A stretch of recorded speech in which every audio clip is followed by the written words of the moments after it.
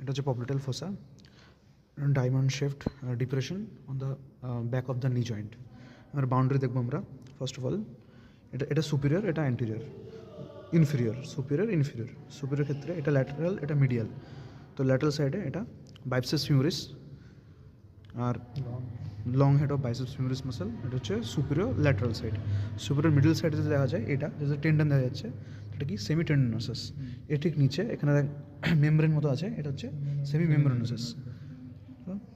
গেল ওখানে। এবার ইনফিরিয়র বর্ডার, ইনফিরিয়র ওয়াল।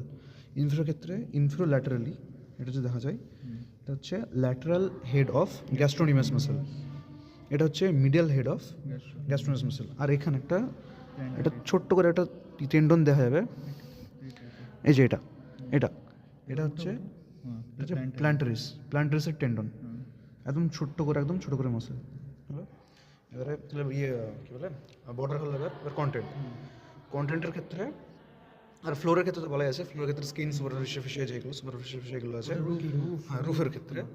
আর ফ্লোরের ক্ষেত্রে দাঁড়াও, এটা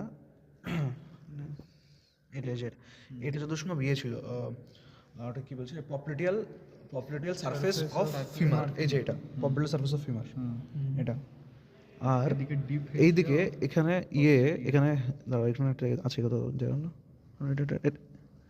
হ্যাঁ যে এটাই তো না, এই যে এটা হচ্ছে oblique popliteal ligament.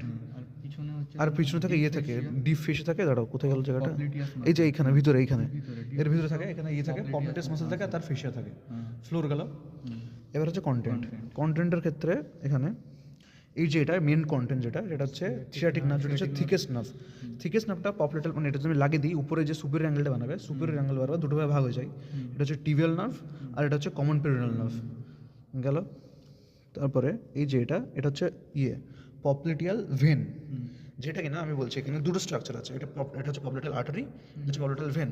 Popliteal artery এবং পপলিটিয়াল ভেন দুটোই অ্যাডাক্টর হাইটাস, এই মাসলের লাস্টে যে আছে ছোটো একটা জায়গা আছে, ওটা দিয়ে বেরোয়, না বেসিক্যালি আগে ফিমোরাল আর্টারি ফিমোরাল নার্ভ ছিল, ওগুলো অবচুরেটর নার্ভ ফিমোরাল নার্ভ ছিল, ওইগুলো ফার্দার এই দুটো বানাচ্ছে। একটা হচ্ছে পপলিটিয়াল ভেন, একটা হচ্ছে পপলিটিয়াল আর্টারি, অ্যাডাক্টর হাইটাস দিয়ে আসছে, কন্টেন্ট বানাচ্ছে। অ্যাডাক্টর হাইটাসটা দেখি দাও তো, এই যে এটা অ্যাডাক্টর কিছুই না, অ্যাডাক্টর ম্যাগনাসের একদম নিচের দিক দিয়ে থেকে হোল থাকে, ওইখান থেকে বেরোয়, ব্যাস। আর কিছু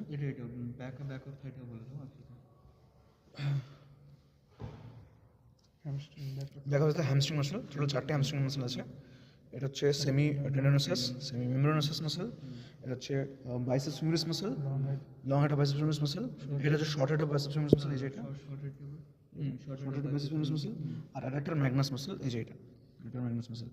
যদি adductor magnus muscle true hamstring নয়, অ্যাডাক্টর মাসল দুটো কম্পার্টমেন্ট আছে, একটা মিডিয়াল কম্পার্টমেন্টও আছে আর একটা হ্যামস্ট্রিং কম্পার্টমেন্ট আছে, ব্যাস। কিন্তু শর্ট হেড অফ বাইসেপস ফিমোরিসটাকে মেন বলা হয়। এদিকে তো বললাম তো, এটা এই যে ওপরে যেটা আছে, যেটাতে টেন্ডন দেখা যাচ্ছে, সেমি টেন্ডনাস মাসল।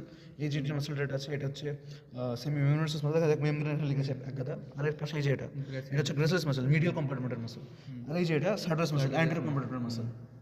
ঠিক আছে।